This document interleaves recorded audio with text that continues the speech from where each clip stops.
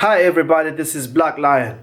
Now I bring you a different subject today. I've got a lot of questions from people who want to ship items to the UAE and they don't even know, especially in Dubai, they don't know what procedures they take when their goods have landed here. So they say, hey, what is the procedure for clearing my items, my merchandise, my shipment when I'm sending it to Dubai? Yeah, I have a consignee there in Dubai and I don't know what it will take because he asked me for this, he asked me for the other, and all this paperwork I don't understand. Now today I want to clarify this in a very short way. I want to let you know what is required in order to clear goods once they arrive in Dubai. First thing you need to know is that goods move with documentation. Documentation, by these I mean the invoice and the packing list.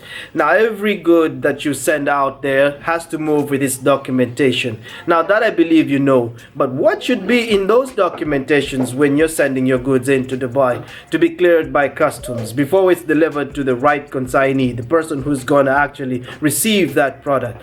So in this invoice and packing list, you have to make sure it has a couple of things. One thing you have to make sure that is on that invoice is that there is a signature and there is a stamp, that wet stamp, that original stamp. And it has to be original documents. That means you have to courier these documents to either follow your shipment once you send it to your person, or you have to, put it together with the cargo and let it move with the cargo and arrives with the cargo. Whichever way you choose, they have to be original documents, because if they're not original documents, you know what that means? You're going to have to pay an extra 1,070 dirham that will allow those goods to be cleared by copies of the invoice and packing list, and then later on you can get the refund for that money, but not all of it. You get a refund for 1,000. All right, now that's settled. So what is supposed to be on your invoice and packing list? Now make sure it has the country of origin. Whichever country the goods are coming from, make sure it's written on the invoice, okay? Usually before then it used to be on the cargo and the shipment themselves. It used to be on the shipment themselves, but now it has to be on the invoice. So second thing, before you even think of clearing your product. Now every product that moves and comes into Dubai has to be cleared under an HS code. An HS code, this is a harmonization code. Now it's critical because each product has a different HS code or a category of HS codes that these products are cleared against.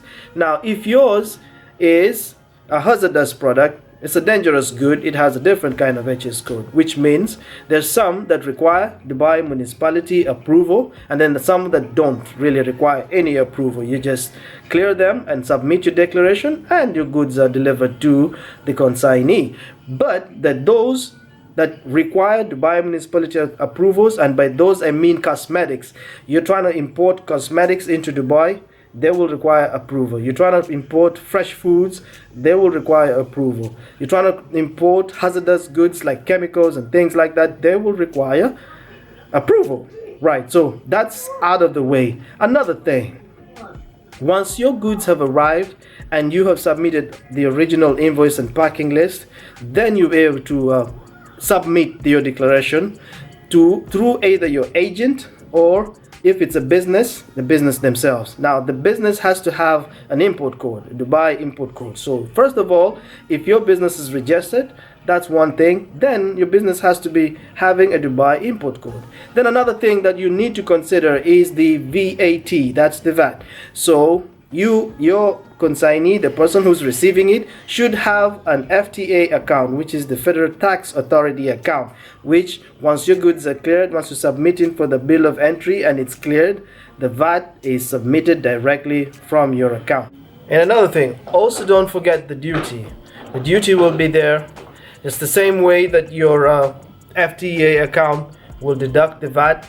Also the duty can be done in a way that it's directly paid during submission. So these are some of the things that you have to know that these things go into play. Now when you do this, some of the things you can do them, your consignee or your person who's going to receive your goods can do them by themselves if the business is registered, because things have been smoothed in a way that even the business themselves can submit. But now I hope you understand a little bit more. If you're going to send your product to a supplier or one of your customers in the UAE, you know what is going to be involved. And when he asks you for this and the other, don't get pissed or don't get answered. Just remember that HS codes sometimes differ.